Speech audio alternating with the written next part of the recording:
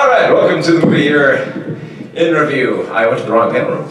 My name is Mark McPherson. I am a movie critic for Moviespoon.com and TwinCitiesGeek.com. So, yeah, I basically do nothing but go to movies, and I write about nothing but movies. I've written books, the great animated movies, video game movies, and worst, best, and weird movies in the 1990s.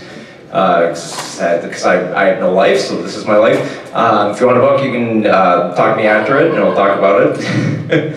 So, yeah, this is basically a panel for all the movies within the last year since Daisho Con we talked about here, and I actually wrote these down. This is too much of this crap here. Hang on. I'm gonna lay this out. So, there. All right. So, I'm mostly going to open this up to, like, I'll talk about a few, but I'm going to open up to the floor if there's any ones we want to address right away. I'm not going to make you sit through this. If you want to talk about one right away, let's get it off the bat. Yeah? Captain Underpants? Captain Underpants! The best animated movie so far that I've seen this year.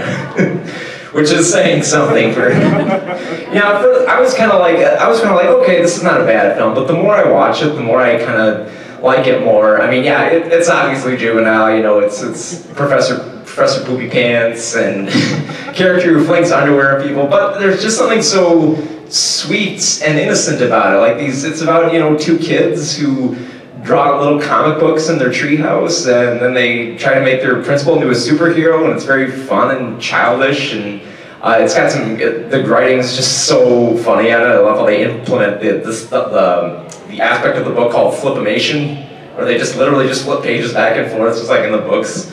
So that was pretty cute. I loved how much it amalgamated all the books together, and the voice cast is amazing. Nick Kroll as Professor Poopy Pants is the best.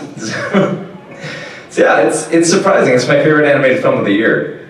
It'll probably, well, it's my favorite one that's out right now. I mean, I've already seen Coco, and I do think Coco's gonna win Best Animated Picture this year, because yes, it is that good. So, but yeah, it's very considering, you know, the year we've been having with like Cars 3 and I'm trying to think of some other ones that disappointed me, like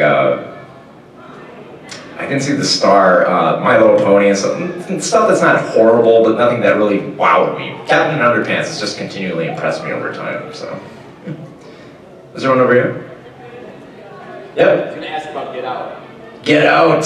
I love Get Out. It is, it's amazing because, like, I think a lot of people are in agreement that it's kind of like a modern day Twilight Zone story. Because the Twilight Zone episodes of the 50s were very much of the time and focused on, even like the 80s version of the Twilight Zone, there was a lot of, you know, like the Doomsday Clock stuff that they implemented there. And Get Out works really well into this area of, you know, like, you know, where people don't feel comfortable with their own identity. Which plays a big part, and like I love how they like perfectly amp it up with the right amount of like kind of like that Hitchcockian horror, and then like the satirical aspects where he keeps calling his friend and telling him, it's like, man, something weird is going on here. Sex slaves, like, yeah, you're not too far off, but you know, a little crazy there. Yeah, I absolutely love Get Out. It's one of my favorite films of this year, and surprisingly enough, yeah, when they announced that, oh, Jordan Peele's going to be helming a new Twilight Zone series, like that's too fitting. That's way too fitting. So yeah, I can't wait for that. I hope it gets recognized more, because like everyone was making a big deal about how Get Out was nominated at the Golden Globes for Best Comedy. Well, the thing is, you gotta realize, like, they only have two categories. They have drama and comedy, and usually, if it's not like some, you know, like historical or simply based comedy, it generally goes, I mean, simple based drama, it generally goes into comedy. Like there was one year The Martian was nominated for Best Comedy, because it was science fiction, and they don't know where to place it. And somebody made this argument, like, man, they really should have a horror category, something for like genre categories. Now, on one hand, I would like that. I would like to see like, oh, best horror movie of the year, and they could take it really seriously. On the same hand, the people who vote at like the Academy, if it's like a particular genre area, most of the time they just shove them off to whatever voters they want. Like generally, like actors will get Best Actor nominations, directors will get Best Director. There's not something like that for like documentaries or Best Animated Film. Like if you want a horror story, read up on what the Oscar voters say when they vote for Best Animated Feature. Most of them are saying, whatever my kids saw. I didn't really see any. I abstain. I saw this one. And it's either like that or it's belligerent. Like one year, someone got pissed that the Lego Movie wasn't nominated. That they called, what was it? They called like Song of the Sea and The Tale of Princess Kaguya. I'm trying to remember the exact quote here. Obscure Chinese shit that nobody effing saw. So why would you nominate that? So it's like, I don't know if I want these same people nominating horror. Because chances are, if they were nominating horror this year, it would win. Because it, like, I like it, but it is much more like a ride type horror film that, you know, most people, because everyone saw it. So obviously that would win, even though it should have been Get Out. But I don't know, it would definitely get nominated at least, so. Yeah, are there any other movies we want to mention right away? Yeah. Guardians of the Galaxy 2.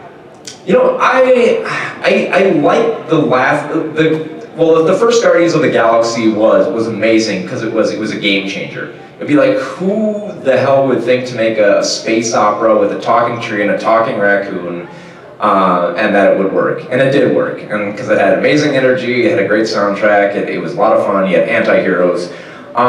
With the second one, I think they kind of like settled into too much of a groove with it and didn't really go far with it. Because like the whole thing I liked about Guardians was that it brought the team together. This one is all about pushing them apart, and not like they conflict, but like intentionally setting the story apart from them. To the point where like Star-Lord's my dad is a space god main arc doesn't seem as interesting as like Gamora's family drama going on. I thought that was better. And like Baby Groot, I know a lot of people love Baby Groot. I had enough of him after the opening sequence. Because after that opening sequence, you're trying to find other stuff for Baby Groot to do, and he really can't do much. You know, he can attack rats, he can, you know, shout at people, he's a cute mascot, but he doesn't do much like that. In fact, the villain even has to like literally kick him to the floor and throw beer all over him so that you'll feel something for him. It's like, and at the same time, I think they missed a big opportunity with Groot to do all these kinds of baby jokes. Like they could have like a makeshift baby seat or something like that, or something like that. I mean, I don't know, maybe just conjured up bad memories of what it would be like if they actually had a baby on here. They'd just be throwing the baby all around. I don't know, maybe that would have been a better movie.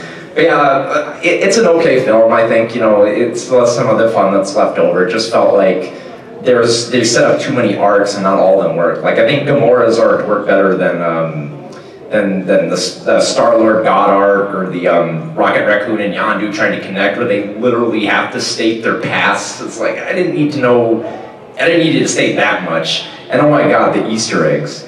The Easter eggs they throw in at the end, like, makes you so sick of them.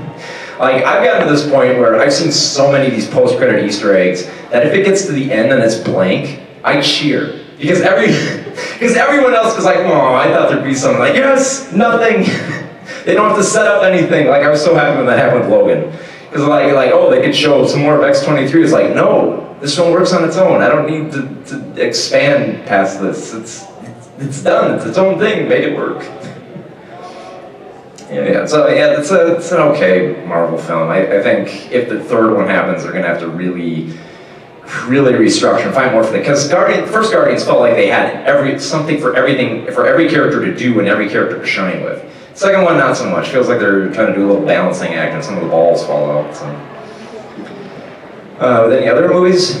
Yep. John Wick Chapter 2. I love John Wick Chapter 2. It's, well, just because of the premise alone, like, because you remember, like, the first John Wick was all about him, Keanu Reeves playing this ex-assassin that goes out to kill the Russian mob because they stole his car and killed his dog. And basically just goes on to destroy the whole Russian mafia. Even when they come back and say, look, it was my kid, he did something stupid, he killed your dog, I'll pay it off and get it back. It's like, nope, you're all gonna die. And I love how the second one just kind of continues on with that, like it picks up directly with him trying to get back his car, which is what he forgot to do. And I love it, it's the same type of deal where it's like, you know, I get pulled back in right after I get back out, but there's a lot of cool fight sequences in there. Even if they're ridiculous, you know, they are ridiculous, but I love the way they're staged. Like Lawrence Fishburne is the king of the hobo gangsters, and there's that amazing sequence where they go into like a hall of mirrors and start shooting at each other through there. I thought was really cool. And even when it just seems like the entirety of New York is all secret assassins trying to kill John Wick, it's so overblown but I love it so much. Like, they make it clear from the very first scene where John Wick goes into this garage, gets smacked by a car, gets punched by more people, kills them, smacked by another car, stands up, kills more people, smacked by 2, 3, 4, 5, 6, 7 cars, still beats the shit out of everyone in the room. It's such a fun action film, and I cannot wait for John Wick Part 3. Usually with sequels I get tired of, I cannot wait for the next one of this. So yes, John Wick 2 is, I feel it's going to get lost, but it's definitely underrated. Yep. Sequels, Kingsman 2? Kingsman 2, I'm kind of on par with it. Yeah, it's definitely not as strong. They're definitely struggling to find more with the characters to do, but they still have the sense of them trying to have fun with it. Like, you know, they still have the goofy James Bond equipment. They have there's that great use of Elton John in there, which that was so much fun with that. And yeah, they do repeat a lot of sequences. Like, of course, like the highlight of the last film was when they go into that church and they have that huge like no-cut shootout here. They have like 3 or 4 of those different types of sequences. They kind of wear out their welcome, but at the same time, you know, they're well coordinated and they're fun. They're giddy with violence, and it's that same type of deal with, like, you know, a Matthew Vaughn film where it's like, I'm gonna take Mark Millar's stuff and try to rework it to be better. Like, if you've listened to like Matthew Vaughn's commentary on like the Kick-Ass soundtracks, he tries to find the loosest way to say, yeah, Millar's writing was crap, so we essentially just threw him in a room with the words executive producer on it and just did what we wanted. Contrary to what he'll say. So. But yeah, Kingsman 2, I think it got dogged on a lot because it's not a huge improvement over the last film. But at the same time, I don't think it's detrimental to it. I think it did the same thing again. So, yeah. Not bad. Is there another film? Rogue One. I don't know if you talked about it yet. Well, yeah, since it was December last year, so we haven't talked about it. I was impressed with Rogue One in the same sense of like picking up a one-shot comic book that's kind of like a side story, and just like you know that, you know, certain characters are not going to make it, and you know what the outcome's going to be, but you still get a nice little Dirty Dozen story out of it. And I guess I like the movie based on the fact that, you know, this is something you never thought you'd see in like a Star Wars movie. Like, you'd only see it in like comic books or some video game or something like that. And here they're taking the idea and they're experimenting with it. They make Darth Vader look badass for once. So yeah, like, is it like traditional Star Wars? No, but it's a one-shot and it's trying to be different. So I actually kind of dug it. I mean, yeah, like the characterizations are pretty bland, but they are trying to keep it dark. They are trying to keep it moving, and I like how they establish the atmosphere well. And there's some pretty cool shots there. So in terms of if the Star Wars one-shots are going to experiment like this, I'm cool with that. So I know it got very divisive when it came out. So, but yeah, what can I tell you? I got to see Darth Vader kill a bunch of people. So yeah, my mind's worth. Any other? Yep. What did you think of Mother? I liked parts of the idea of Mother, but, you know, like the execution is good, but but when you start like picking it apart, you're kind of like, yeah, this isn't as deep as they think it is. There's a lot of films that are coming out that are kind of like you think they're going to be like Oscar material, but they're mostly just kind of like bait. And this is kind of like, you know, that Aronofsky level of you know, I'm making something grand and huge and big, and just kind of falls off to the wayside. Like I like Aronofsky, and I want to see him continue to do more stuff. I think he's a little off with that. Just like, you know, if you see a film from a great director and they're not delivering their best work, you know, you feel let down. And I don't think this was his best work at all. So so yeah, like, I think it was just, I didn't hate the film, but I felt like it was wasted potential. I think it could have been much better and just a little bit more subtle with its very, very base characterizations they had going through there. So yeah, so maybe next time, Aronofsky. Another film? I have like 250 here that I've seen last year. I'm just trying to narrow it down so I don't waste all the time talking about my favorites. Well, I'm gonna list probably one of my favorite ones from last month, which is Blade Runner 2049, which, yeah, You know, that film, you know, I kind of saw, like, you know, it was gonna get sacked, because, you know, like, someone made this great parody ad for television, where it says, like, oh, Blade Runner, everyone is talking about Blade Runner, it's really long. It's over 160 minutes, it's 2 minutes longer than Avatar. Movies should be no longer than 90 minutes. Because just like, yeah, it's 3 hours long, but it just engrossed, in terms of what a Blade Runner movie could be, I think it had a purpose. Like, it's on the level of like Mad Max Fury Road, where it felt like, okay, you didn't just dig this up so, you know, you could sell toys and some Twinkies and stuff like that. You know, you actually had a story here, you actually had an idea of the atmosphere you wanted, and you actually added something to this world that would just rehash everything. This one was actually kind of interesting because when we went to the press screening of this, they did something they'd never done before. They had a statement that was written by Denis Villeneuve saying, like, okay, we have a special statement at the end of the film about what you're allowed to write in a review.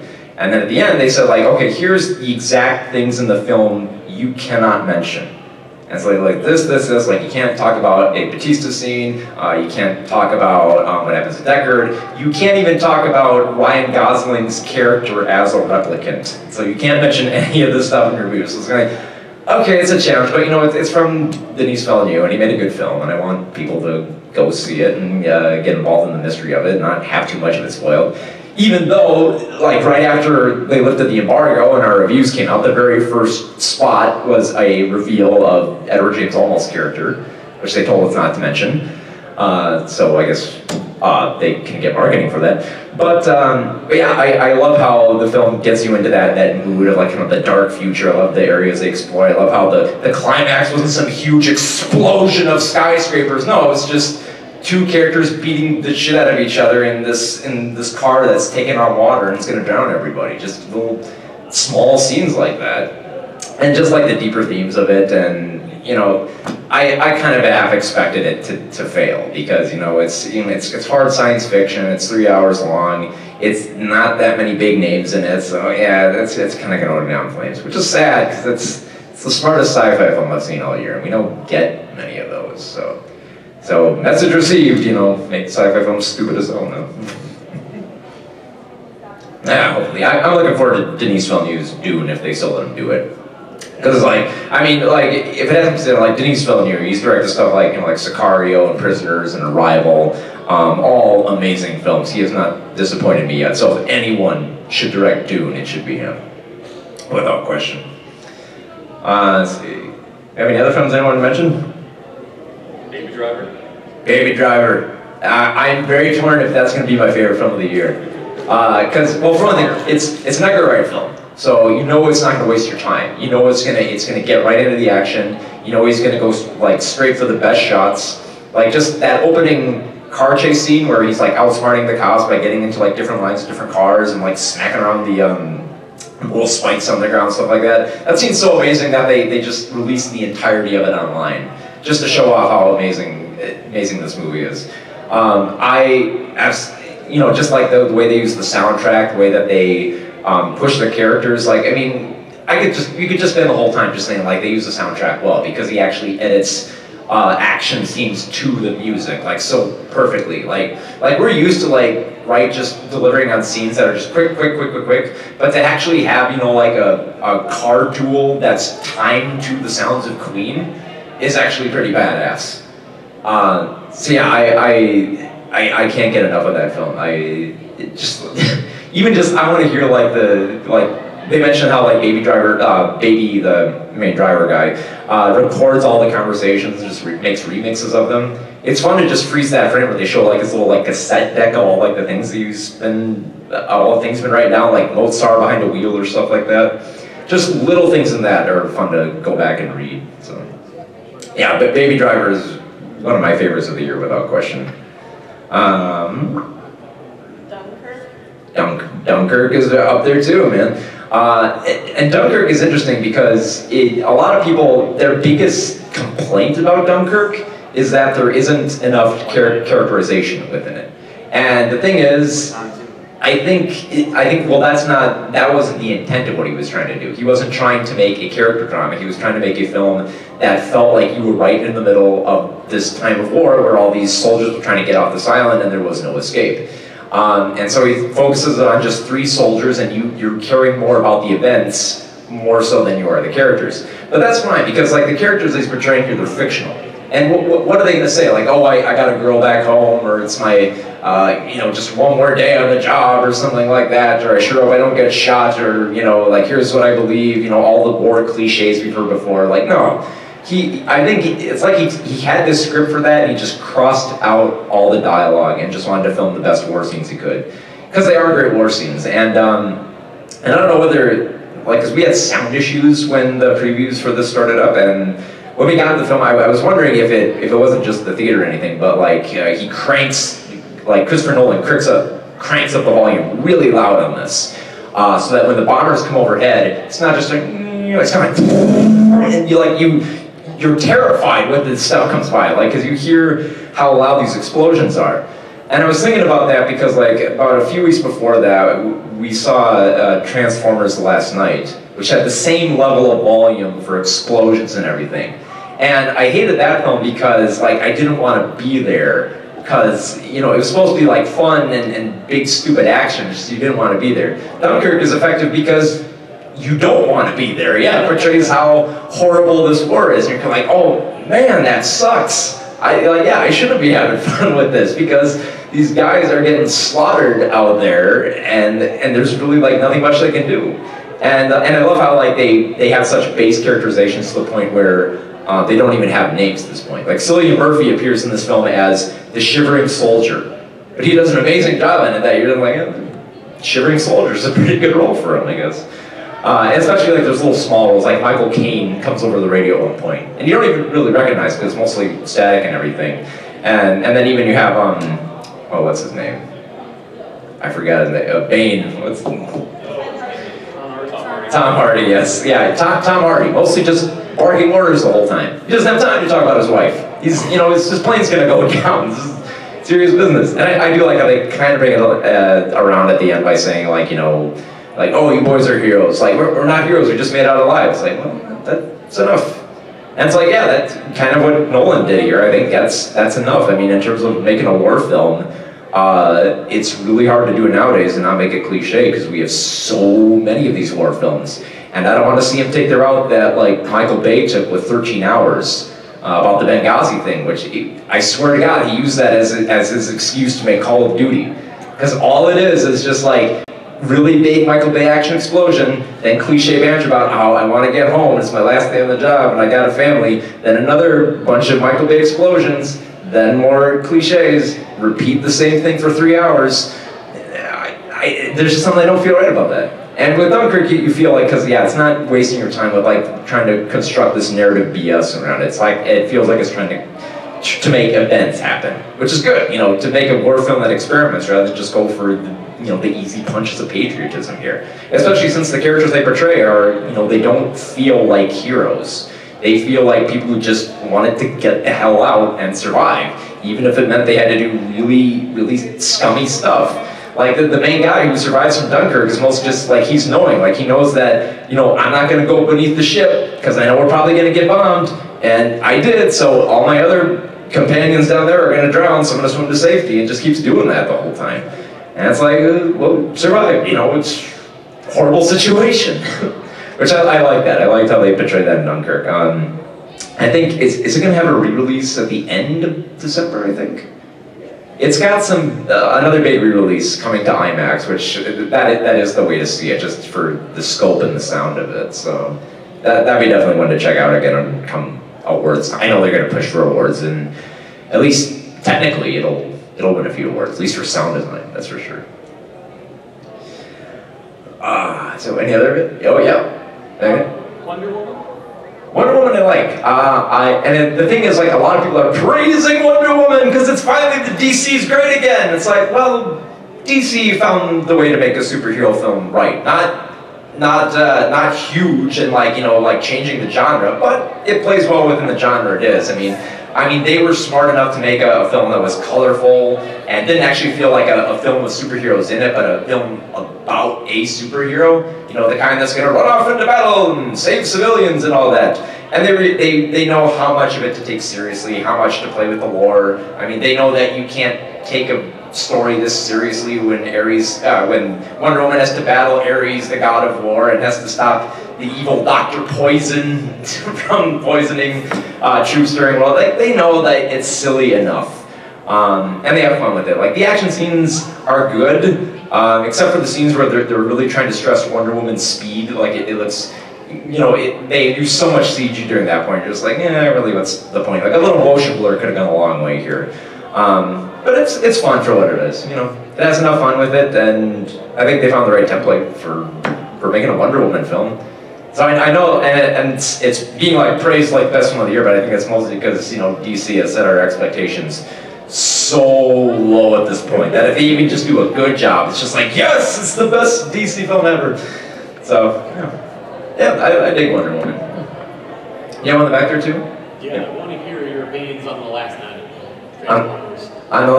Yeah. Okay, the Transformers films are like an endurance test at this point. It's to see how long you can defend these films. Now they set at first they kind of ease you into it with the first film. It's like, okay, robots coming to Earth and make some pee jokes, make some stupid jokes. It's like, okay, it's Michael Bay territory.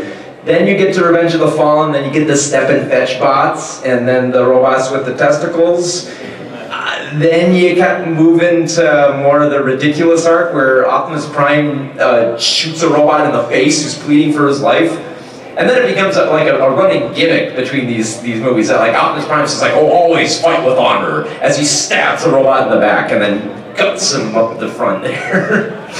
And yeah, this one is really going to test people because they bring up so many of these arcs that don't make sense. Like they bring up like Unicron and leave him hanging. I'm wondering, like, you know, a lot of these, I'm not a big Transformers fan, but a lot of these Transformers fans, they love Unicron for some reason. So if you're going to introduce that and just leave that hanging, I don't know how many people are still going to be with you, man. And even the people who are big into Transformers at the press screening, they were just, a lot of them looked bored, just like their head in their hands. Even though the soundtrack is cranked all the way up so you'll feel something, just like, God, that's, I mean, like, writing it, I felt like almost like a broken record, you know? It's repeating like the same problems that Michael Bay makes before. You know, it's like, oh, the humans are hunting robots now. Well, they're kind of doing that in the last one. Oh, but now there's a force, and they're kind of in like a post-apocalyptic society, I don't know, where they control trying to find the robots, even though all the Autobots are in a junkyard, and they're exploding. I don't know why they're protecting the Autobots. They're destructive. They add nothing. They have horrible personalities. They're not likable in the least. But we're protecting them because apparently the robot dinosaurs are like cute and cuddly, I guess. I don't know how you can make a metallic creature cuddly, but they try to. I will say this, it tried to save a little. It wasn't as bad as Age of Extinction. Like there wasn't any older guy trying to date Mark Wahlberg's daughter who had a laminated copy of Juliet's Law in his pocket, which I don't know why Mark Wahlberg's character just didn't beat the crap out of him after that point, because that seems really creepy. They didn't try to do shameless self-insertion of like My Little Pony. Their Budweiser insertion was a little bit more subtle. But at the same time, the story's convoluted. Not much of it makes sense. They shoot themselves into a bigger hole here by saying that, oh, Transformers have been there throughout history, like Bumblebee stopped the Nazis, and they teamed up with like Frederick Douglass and Anthony Hopkins has been guarding those clubs. Anthony Hopkins, this has got to be the worst role he's ever taken on. When they first introduce him, he is just like spouting random Britishisms. Just saying like, oh yeah, fish and chips, pep pep, all that, and you're like, what the hell are you talking? You know, British people like, what the hell are you doing? And just having him say like, oh, get off my case, dude, and bitch, step off. It's like, this is what Anthony Hopkins is saying? Oh my God, I like, oh man, this is his last Thor movie too. It's like, man, God, give this guy a break. Yeah, it was hard to get through, mostly because it's nearly 3 hours. I mean, well, actually no, it was actually shorter than, I think, was it like 2.5 hours? 2 hours, 10 minutes, something like that. It was surprisingly short for what it was, but it's still, you know, it's still stupid characterizations. It's still robots saying random stuff. It's still some of the worst robotic designs I've ever seen. It's still creating this ridiculous lore that you can't follow, like Optimus Prime goes to Cybertron and somehow Cybertron can get to Earth through transporting or something, and then they gotta stop Cybertron by getting onto Cybertron, but shoot at somebody on Cybertron. I don't know who's shooting at who on Cybertron. So yeah, it's a mess. I mean, it's a predictable mess at this point. It's not the worst movie I've seen all year. The worst movie was the Emoji Movie.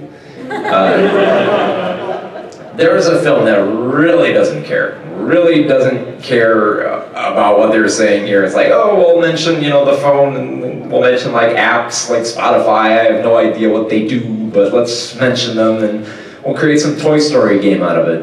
No, stop it, somebody, stop it. So yeah, did anyone else have any other films so I can forget about the Emoji Movie? No. Have we had enough pirate movies at this point? Oh, I wish.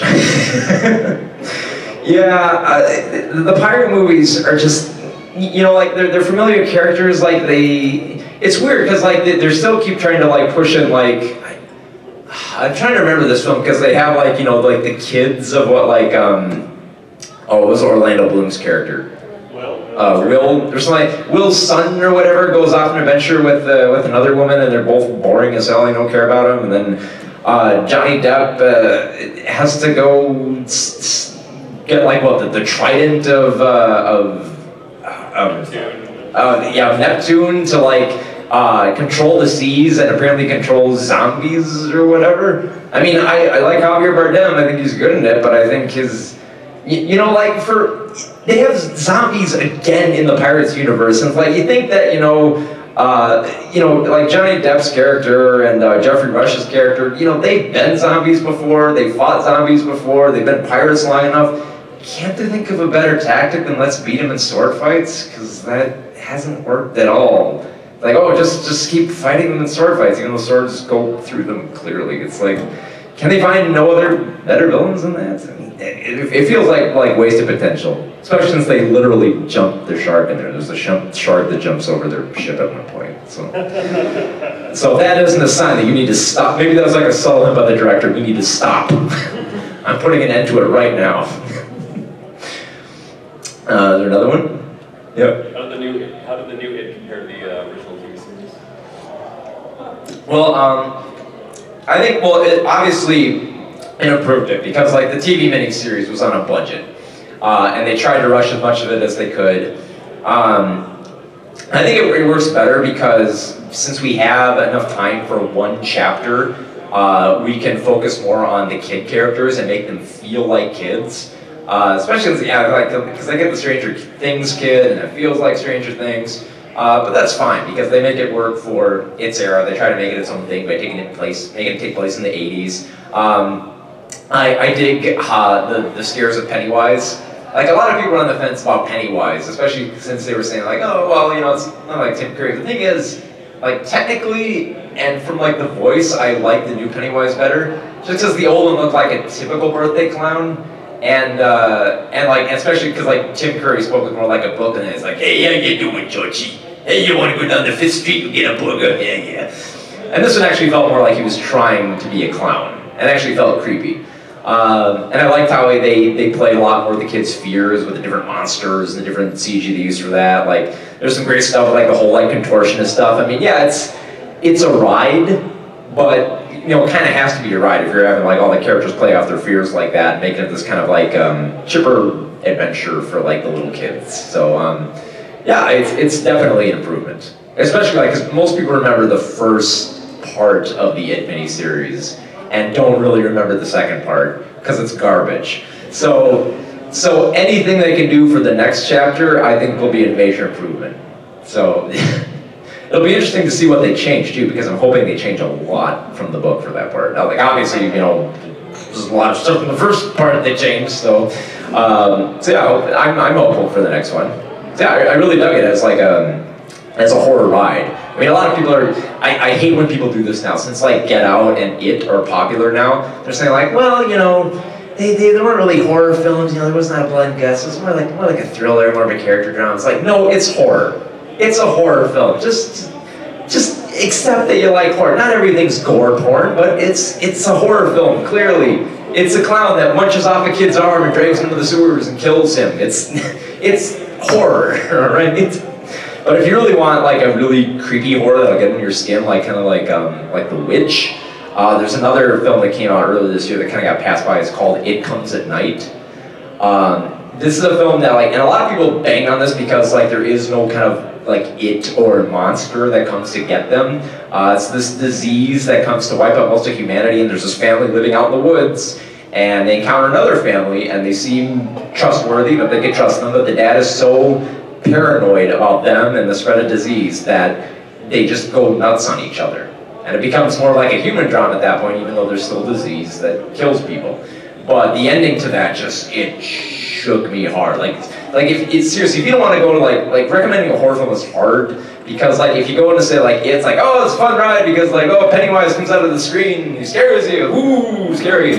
But It Comes at Night, it's like, ooh man, there's like death of children here and worrying about your own demise and like what's behind the corners inside your own mental state that you're trying to figure out if you're gonna die or not. It's like that's heavier stuff. So yeah, I recommend It Comes at Night as a horror film, but not like hey, let's all go to the movies type of horror film, but like I want to feel really bad about myself type of horror film. Yeah. Does anyone have any other films? Yeah. I want to hear you rip into the Emoji Movie.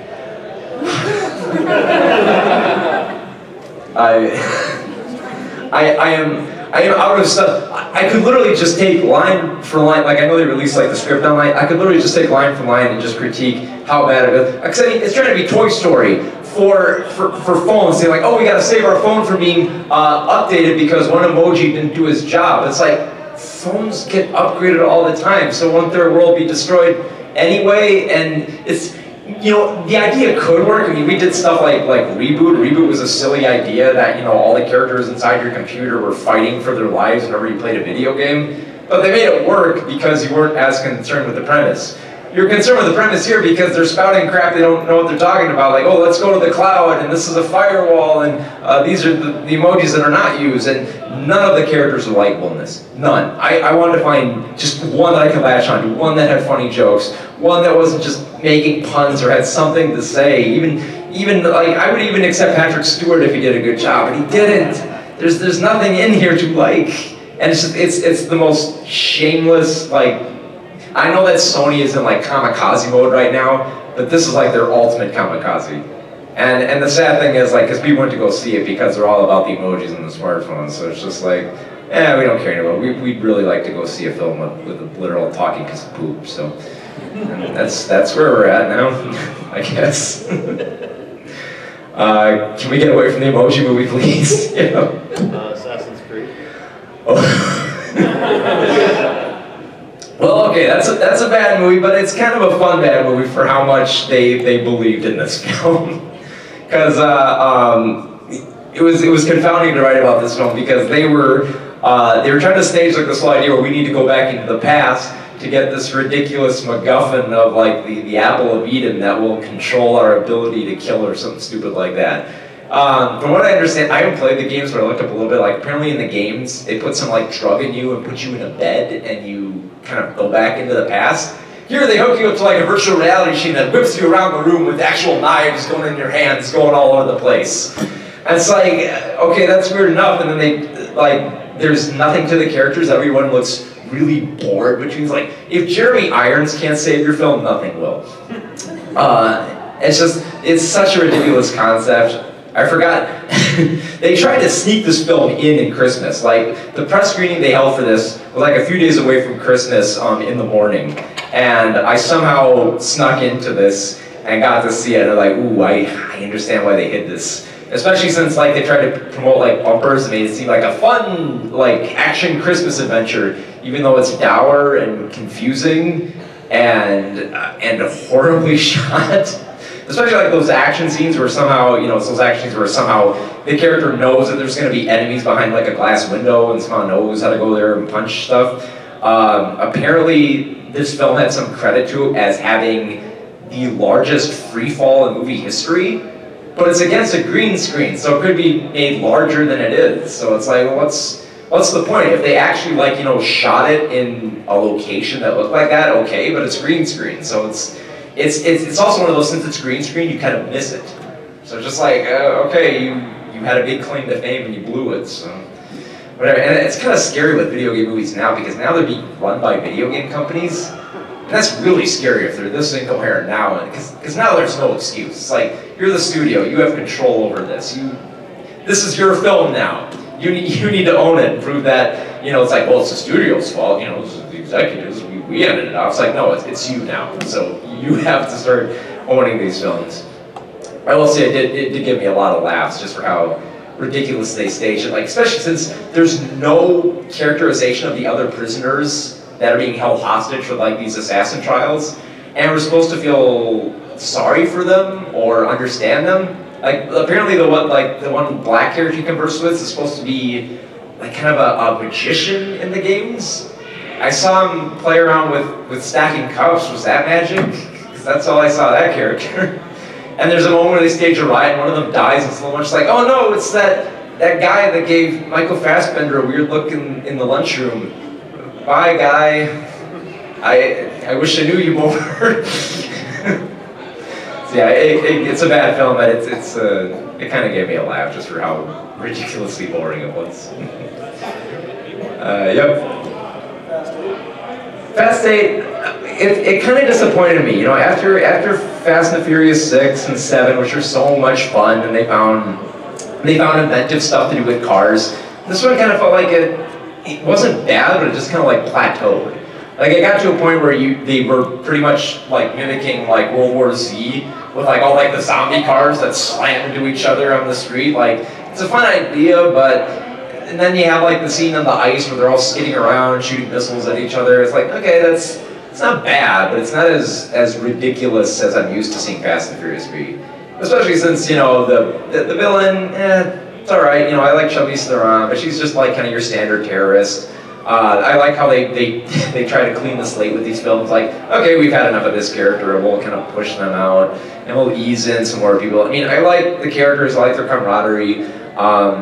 I just think that they might have like hit the wall with how many ridiculous stunts you can do with cars. In terms of making it overblown, because I mean, you look at something like Baby Driver, which is expertly shot, and it kind of makes me wish that for the next film, they probably won't. They'll find some ridiculous thing where like cars will go into space and smack at each other, but even just shooting like a really good car chase, you know, kind of like Steve McQueen and Bullet, just something like that, like the way that Baby Driver set it up. Even just back to basics, stuff like that. Because I think the Fast and Furious has kind of run its course with how ridiculous it can get. Because I love them, they're fun, but there's only so much ridiculous shit you can do with cars. You know? Yep. The Mummy?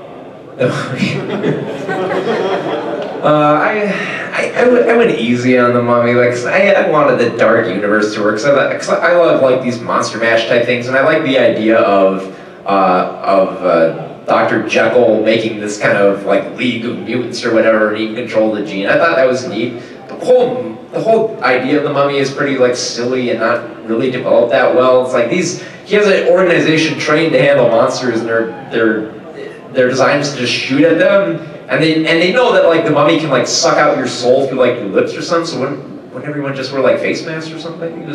It seems really weird for. I know it's like they're just starting out, but for like a monster containment place, it seems like they should be doing more. And also, like, a lot of this stuff just falls flat on its face. Like, the whole action scenes are cartoonish. Like, the scene where the Mummy punches Tom Cruise straight up into the air, and then he falls straight down. It's like straight out of our cartoon.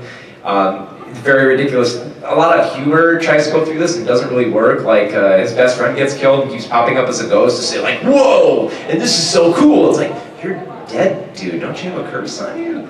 And it's not like American. It's not like an American Werewolf level. So like, oh man, this is pretty warped and messed up. It's like kind of like, no, we're having too much fun being dead and having people get stabbed, I guess. So, and a lot of the action scenes are just kind of like, yeah, it's Tom Cruise running from stuff. We've seen him do that before. We've seen him do all this stuff. And a lot of these, they try to force in a love triangle between like the Mummy and the archaeologist and Tom Cruise. They have that really ridiculous scene where Mommy's ripping off his shirt and gonna stab him, and it's like, she walks in, I was like, oh, this isn't what it looks like, ooh, Three's Company. So yeah, I mean, it's depressing, because I really wanted that to work. I want more Universal monsters, but it's not gonna happen. Hopefully, it won't happen now, since if Kurtzman is jumping ship, you know something's wrong. Because he jumped ship from Spider-Man, and that was kind of the end of that. So. Any other films we're gonna mention? Yep, back there. The Dark Tower. I'm kind of alone on this, but I kind of like the pulpy craziness of The Dark Tower, you know? Just because, well, think about this for a minute. You have Idris Elba playing this gunslinger with Merlin's guns, shooting ricochet bullets at Wizard Matthew McConaughey catching ricochet bullets. That one scene just made me laugh so much. It's like, I can't hate this film. It's too silly. It's too silly to take on that one. And I love how they kind of brush past most of the fantasy in it. Like, there's a scene where Idris Elba's character goes into the real world, and he looks at a commercial talking raccoons. It's like, oh, the animals still talk in your world? It's like, no, they don't talk. Wait, what do you mean still? And if it were a longer film, you would both say, well, long ago, the animals and humans lived together, and we all had harmony and peace. Yeah, I don't care. I got it. Animals used to talk in your fantasy world. Great.